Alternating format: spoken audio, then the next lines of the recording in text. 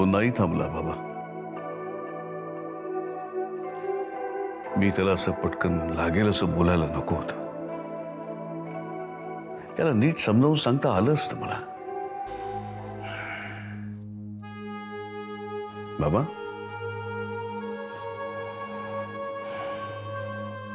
मधु, द्विधा मनस्थितीत अडकलोय रे मी. एकीकडे चंदू आणि दुसरीकडे भीती वाटते की प्रथमेशला बाबा, आपल्यासाठी प्रथमेश जगणं हे जास्त गरजेचं आहे. तुम्ही चंदूची काळजी करू नका, मी समजावून सांगेन त्याला. तो तुझं ऐकेलही,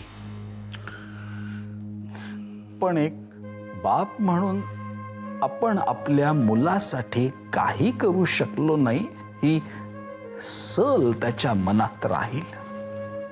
काही गोष्टींना पर्याय नसतो बाबा. बाप म्हणून आपली कर्तव्य पार पाडायला मुळात प्रथमेश जगायला तर हवा ना. खरं आहे तुझं. तुझं म्हणणंही पटतंय आणि चंदूची तळमळही योग्य वाटते, जाणवतीये मला. यात सुवर्ण मध्य निघेल का असा विचार करतोय मी. सुवर्ण मध्य म्हणजे बघ, शुभ्राला मिळणारे संकेत ही आपल्या कुटुंबावरच्या संकटांची चाहूल असते. पण ते संकेत आपल्याला कधी संकेत वाटलेच नाहीत आणि म्हणून आपण त्यावर कुठलीही उपाययोजना केली नाही. हे संकेत म्हणजे काळानं आपल्याला जाग करण्यासाठी दिलेला इशारा तर नव्हे. अपघात होणार असेल तर तो होणारच, तो टाळता येणार नाही. पण त्याची दाहकता कमी करण्यासाठी आपण प्रयत्न करायला हवा, त्यावर विचार व्हायला हवा. पण त्याआधी आपण चंदूला विश्वासात घ्यायला हवं.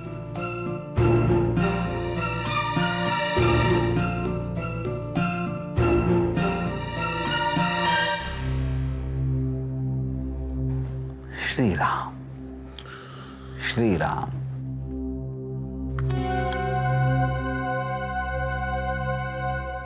हॅलो.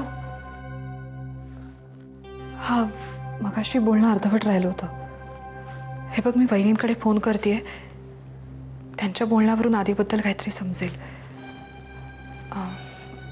आणि हे बघ, आईच्या बोलण्यामध्ये अजूनही वेडसरपणाची झाक जरा जाणवतेच ग. तुझ्याबद्दल बोलताना तर ती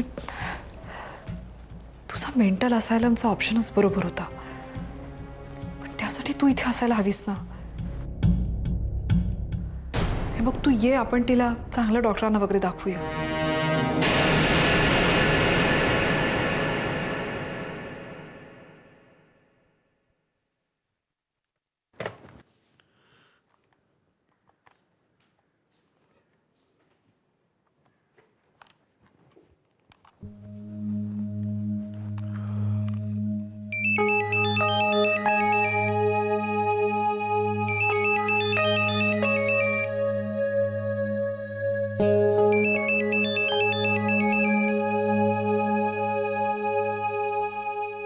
हा, चंदू, बाबा बोलतोय.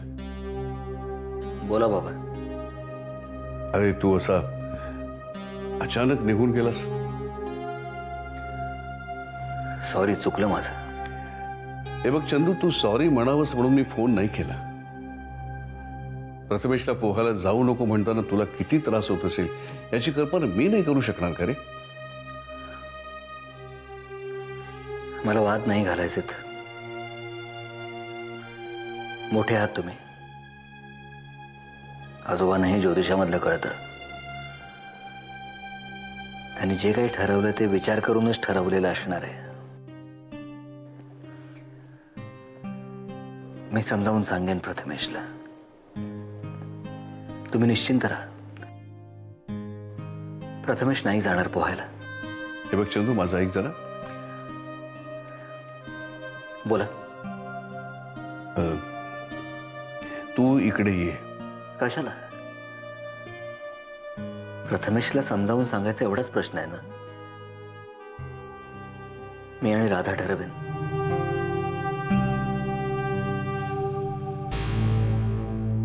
फक्त त्याला कसं समजावायचं आणि पण ऐकेल तो. ठेवू फोन.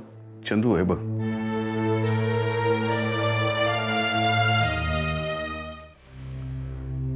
अहो, चहा घेणार का? अहो, काय झालं?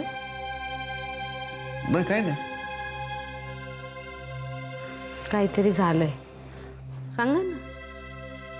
अगं खरंच काय नाही. चंदूशी बोलत होतो फोनवर. मग मग काय? अहो, तुम्ही मला सांगत का नाही आहात? अगं बोला ना. तू जरा बस इथे. अहो, काय झालं? तू तुम्ही शांतपणे बस इथे. मी तुला सांगतो. आता सांगा. बाबा म्हणत होते काय? शुभ्राला हे जे संकेत मिळतात ना, ते काय? त्याचा संबंध आपल्या काय? प्रथमेशशी.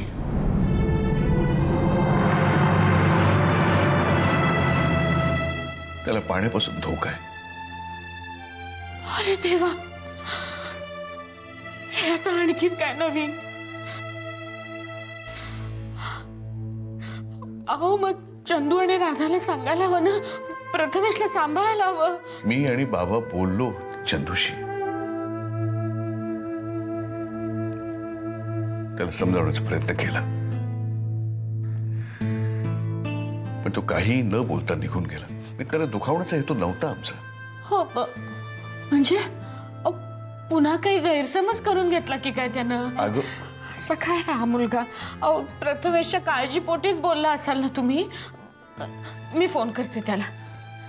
अगं मी आत्ता बोललो त्याच्याशी. मग नीट बोलला नाही का तुमच्याशी? तुम्ही काळजी करू नका, मी समजावते त्याला. हॅलो. हॅलो. अरे चंदू, अरे तुलाच फोन लावत होते मी. हे बघ माझ्या आधी ऐक. हे बघ, जे काही तुमच्यात बोलणं झालं ना, ते तुला दुखवायचा कुणाचाही हेतू नव्हता. हवं तर मी तुझी. अगं काय बोलतेस आई तू? अगं जे पूर्वी झालं तेच पुन्हा करायला मी पूर्वीचा चंदू राहिलोय का?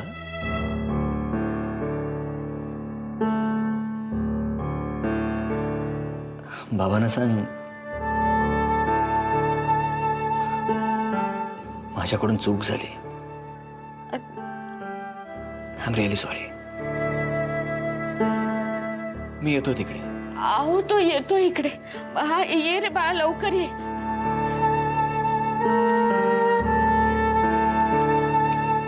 म्हणाला बाबांना सांग चुकलं माझं, मी तिकडे येतो.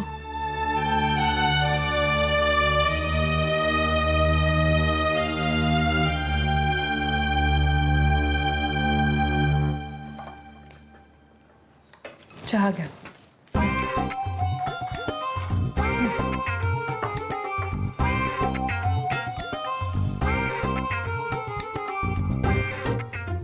काय झालं कुसुमताई? काय झालं? काही सांगणार आहात का? चहा घ्या. तुम्ही काहीच बोलणार नाही आहात का? नाही बोलणार आहे. हे बघ पूनम, आधीची काळजी करणं, चिंता करणं काही चुकीचं आहे का? हं? म्हणजे त्याच्यासाठी दुसऱ्यांनी कोणी काही केलं तर चालतं आणि मी काही करायला गेले तर खटकतं सगळ्यांना. माझ्या भावनांची काही किंमत नाहीये त्या घरामध्ये.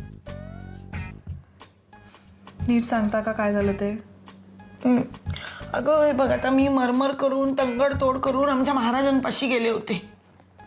मी त्यांना आधीबद्दल सांगितलं तर त्यांनी मला लगेच उपाय सुचवला होता. मी तो उपाय वहिनीला सांगायला गेले तर वहिनी माझ्या संघावरती ओरडली.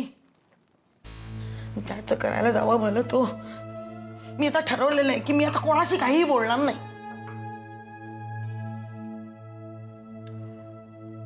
असू दे हो, सोडून द्या. तुम्ही चहा घ्या. घ्या.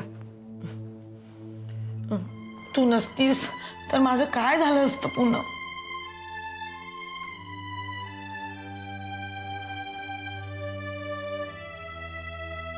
मी इकडे कशासाठी आले माहितीये का? आता बघ हं, आधी सापडावा म्हणून आपण सगळेजण प्रयत्न करतोय. म्हणजे मी सुद्धा माझ्या परीने प्रयत्नच करते ना. हं? पण त्यांना काही पटतच नाही ना. माझं कोणी ऐकतच नाहीये तिकडे. मी काय म्हणते माहितीये, तू जर का वहिनीशी बोललीस ना तर ते सगळं तुझं ऐकतील. हा, बोलशील का तू? हा, बोलशील? चहा घ्या. हा. अगं काय गार झालाय चहा. गरम करून आण जरा. घे.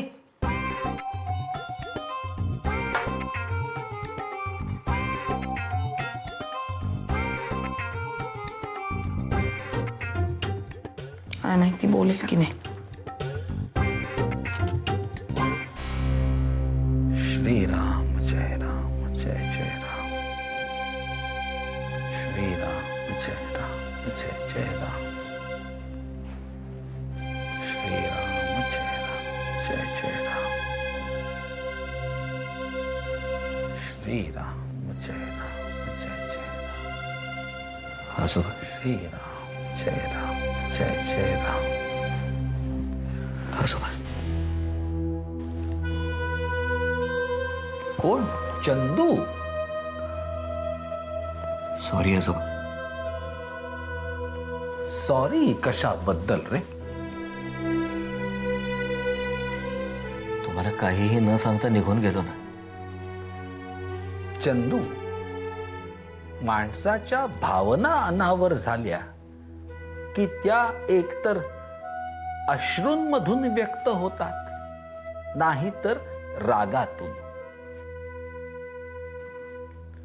तू तुझ्या भावना अश्रूंमधून व्यक्त केल्यास आणि ते अश्रू तुला लपवता आले नाही म्हणून निघून गेलास. त्यात तुझी कोणतीच चूक नव्हती बाळा. मग सॉरी कशाबद्दल? आजोबा, म्हणजे तुम्हाला चंदू, मला कळलं तुला काय म्हणायचंय ते. मी वडीलही आहे, आजोबाही आहे आणि पणजोबा सुद्धा आहे. पुत्र शोकाचं दुःख मी अनुभवलंय रे. मी प्रथमेश बद्दल जे सांगितलं त्यामुळे तुझी मनस्थिती काय झाली असेल हे मी समजू शकतो चंदू. वाईट एकाच गोष्टीचं वाटतं.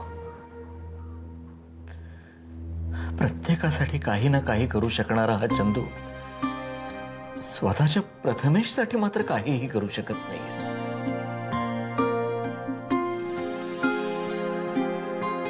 प्रथमेशकडे बघितलं ना तरी पोटामध्ये धस्स होतो आजोबा. त्यात राधा त्याच्या भविष्याबद्दल काही बोलायला लागली की चंदू, प्रत्येक प्रश्नाचं उत्तर असतं. तसंच इथेही आहे. म्हणजे या सगळ्यावर उत्तर आहे. मिळू शकतं शोधलं तर. चंदू, संकेत हा एक इशारा असतो जो सावधगिरी सुचवतो.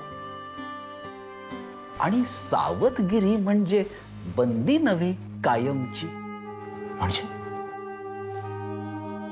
मी प्रथमेशच्या बाबतीत एक शक्यता वर्तवली आहे. म्हणजे प्रथमेश पुन्हा पोहू शकतो? का नाही?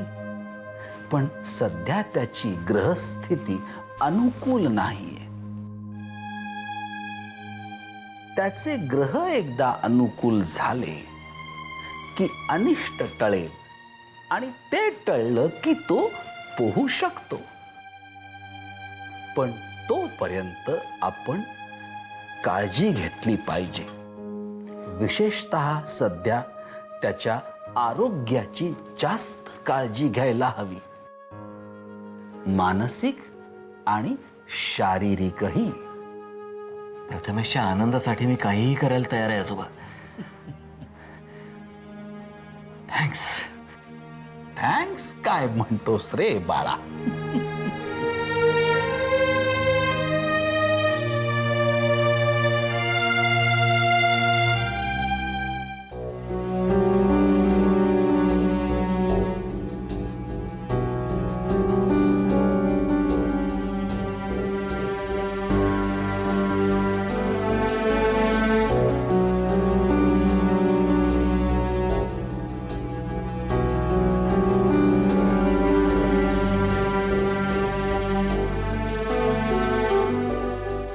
शुभ्रा, भाई, तुम्ही कधी आलात? आताच. कशी आहे तुझी तब्येत? आता बरी आहे. ताप नाही आहे, पण थोडी कणकण आहे. डोकं दुखतंय जरा. 1-2 दिवस आराम केलास ना की बरं वाटेल तुला. आधीची नको काळजी करूस. आजोबांनी सांगितलंय ना तुला, त्याच्या पत्रिकेमध्ये काहीही दोष नाहीये. खरंच नको काळजी करूस. असेल सुखरूप तो. मला माहिती आहे भाई, तुम्ही सगळे मला बरं वाटावं म्हणून हे सगळं बोलताय. पण जोपर्यंत आदिनाथ माझ्या डोळ्यासमोर येऊन उभे नाही राहत तोपर्यंत मला नाही चैन पडणार. खरं आहे शुभ्रा, आपण आपल्या मनाला कितीही समजावायचा प्रयत्न केला तरी आपण आपल्या मनाची समजूत नाही घालू शकत. पण कशावर तरी विश्वास ठेवायला हवा ना शुभ्रा. पण भाई, मला हे जे संकेत मिळतात त्यांचं काय? सारखे ते पाण्याचे आवाज, पाण्यात कुणीतरी हातपाय मारतंय, कुणीतरी पळतंय, असे हे सगळे संकेत मला आदिनाथ नसतानाच मिळतात भाई. या सगळ्याचा अर्थ काय होतो?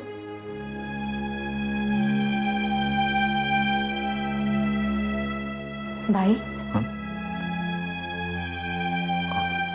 अगं नाही, मला नाही वाटत काही अर्थ असेल त्याचा. कुठेतरी काहीतरी पाहिलेलं आठवत असेल अगं तुला. तू नको काळजी करूस.